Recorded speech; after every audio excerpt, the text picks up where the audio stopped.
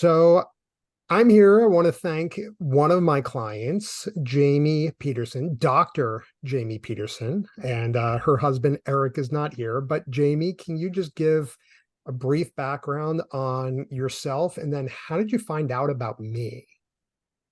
So I am a general dentist in Minnesota. I graduated dental school in 2019, and then I practiced as an associate at a private practice for 3 years, and it was fun. It was great, but I've kind of just been looking for something more, something different, and so then I joined Dr. Laura's kind of dentist side gig group on Facebook. And I saw this post that Howard did about, I don't remember what it was called or how you worded it. It was something like pay off debt in a very short amount of time. And I was like, okay. So then I hopped on it was some sort of presentation and I listened to it and I was like, no way is this guy for real. Like, this doesn't make any sense. But the people that were on the meeting and in the presentation, we're all dentists. I'm like, okay, we're all well-educated people. Something here needs to make sense. And so I decided to go for it. I felt like, well, his call to action was pretty much just let me know if you're interested. And I was like, well, what do I got to lose? So I reached out right after that. And then, but I was still an associate and we kind of talked about kind of what my options were. And I was thinking about buying, and he kind of made it sound like once you buy a practice and once you kind of have different cash flow opportunities, that things can really start to go well for you. And so then I bought a practice shortly after that. But But initially, it's at that point, though, that you reached out again and said, I bought a practice. And I'm like, great, let's wait because you have no idea how things are going to go.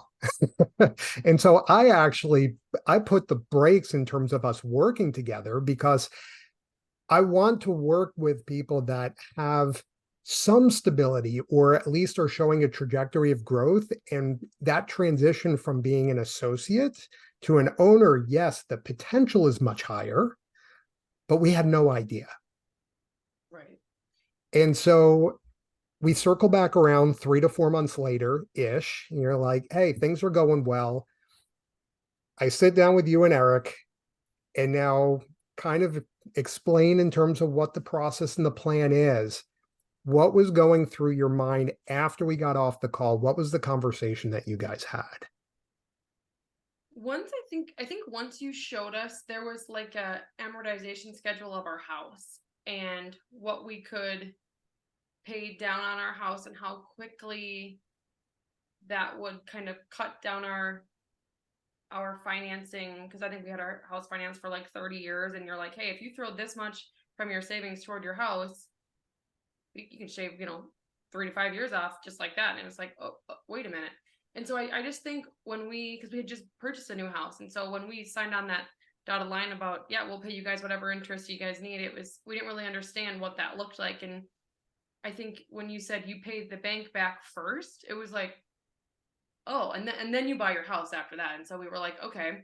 So Eric and I kind of looked at that together and we were like, this doesn't make sense, but it does make sense. And it we kind of felt like we would, now that we knew this information, we would almost be foolish to not move forward and kind of put our trust in you, but also kind of work together to figure out how to make this work moving forward, because ultimately we do want to be out of debt as quickly as we can, but also feeling safe that we have enough access to cash to in case something were to ever happen.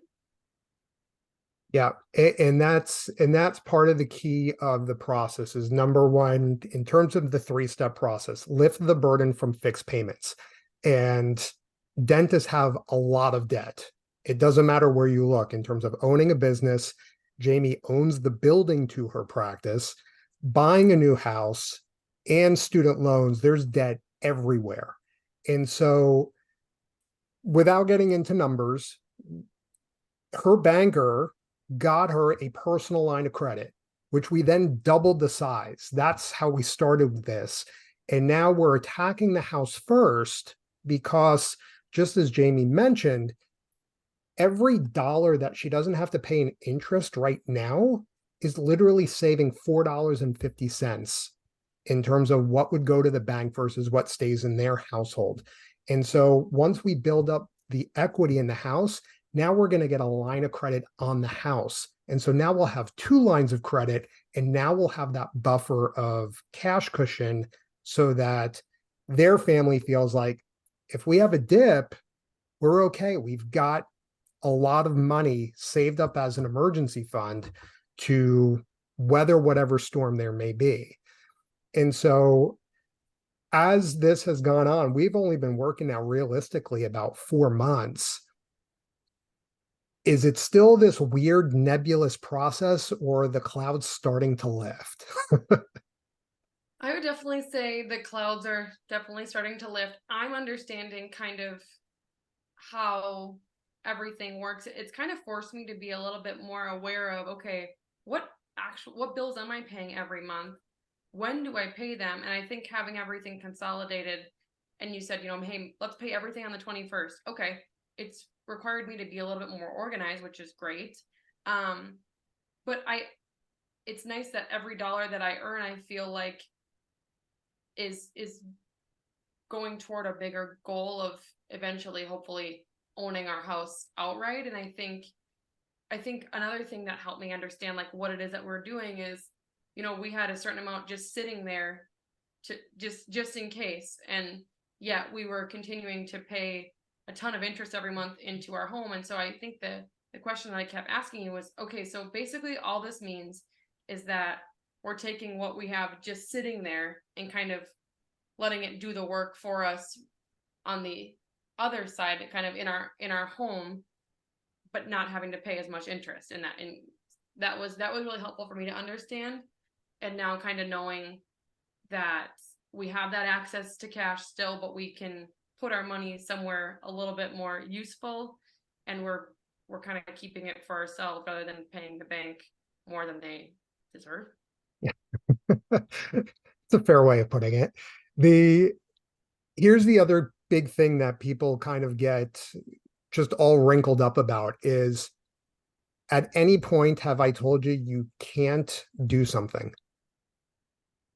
No, that's the biggest thing that I think that made my husband a little bit more comfortable, is because I feel like you and I have gone back and forth quite a bit about the practice and things like that. And he also works his own full-time job, and so he hasn't really seen the behind the scenes of a lot of the conversation that's happened. But just him knowing like, hey, this guy's he's not like logging into our bank account, right? It's all the things that you are guiding us what to do, and it's very helpful guidance of, hey, can we get a new car?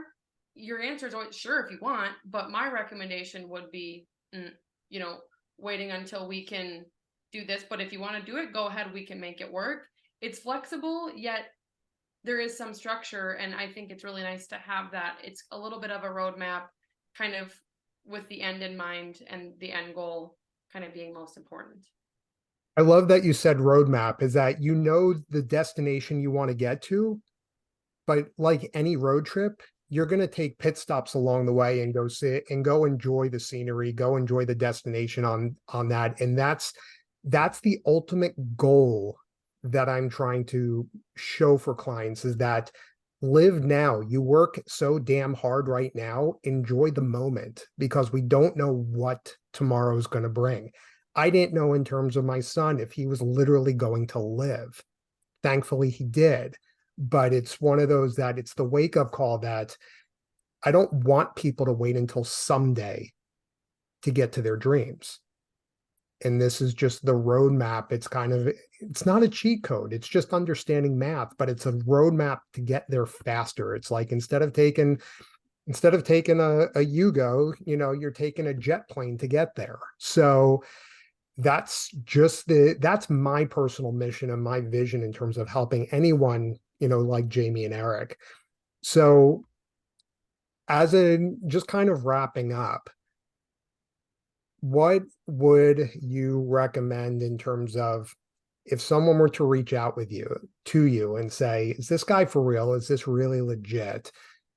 How would you answer that? I would say yes. I would say it takes a little bit of time to understand, and I think the best thing about because I feel like you and I have been talking to each other for over a year, and it took a long time for me to understand what we would be doing and for you to be willing to kind of take me on as a client and thinking it would make sense. And so I think you've been super patient with me, and even when you stood to gain nothing, you still talked me through and still tried to explain everything kind of right at the beginning of, hey, here's what we could do. We're not ready yet. Here's what we could do, and here's how it could work. And so I feel like I would text you at 9:30 p.m. and be like, hey, I'm thinking of this one thing. What do you think about this? Or texting you when we're thinking of buying something really big and just looking for your guidance. And you've always been really just really patient and willing to explain, because to someone like me who I don't know all about lines of credit and HELOCs and mortgages and interest, and I think a lot of people are in my same shoes, that you have a way of explaining it but not over explaining it. And I think there is some trust that has to go into it, but at the same time, you're not touching my money. I'm doing it, and as I do it more and more, it makes more sense to me. And as I see my mortgage lower and lower and lower, it makes more sense to me. You said it's not a cheat code at all, because it's not, but it feels like your money is like worth more or something, or it's doing more for you if you just move it around a little bit and just be a little bit more intentional about where you're putting it when. It's crazy how it works, but you're really good at explaining it, and you're very patient, and I never felt rushed into anything. But right now I'm feeling pretty comfortable with where we're at, and there's some good motivation behind it, because again, I have the destination in mind, and it makes saving every dollar that much more fun and much more important. And it's been easy and it's been fun, and you don't really have much to lose, I guess. Well, I think we can leave it on that. There's one thing that you said that's really clear, and that is money has to move. There's a reason why money is called currency. It has to move just like an electric current to charge up the light, charge up the phone. And the way the system is set up is that you are designed to park your money so the bank can move the money on their behalf. All this game, it's a game. All this game is bringing all the money back into your court and making it move within your ecosystem. And that's where the light bulb is finally starting to click on in terms of Jamie seeing it. We're not even completely there yet, about 5-6 months, then the game really gets fun. But I think we'll end it on that note, just for kind of the tease. But Jamie, I thank you so much for the time. And if people want to reach out, I will have them contact me and then give them your number so they can just talk to you further. Yes, I would love that. Yeah, thank you so much for all you've done for us this far. And like you said, we're just getting started, and it's about to get even more fun. Yeah. All right. Thank you, Jamie, and have a wonderful rest of your day. Thank you too.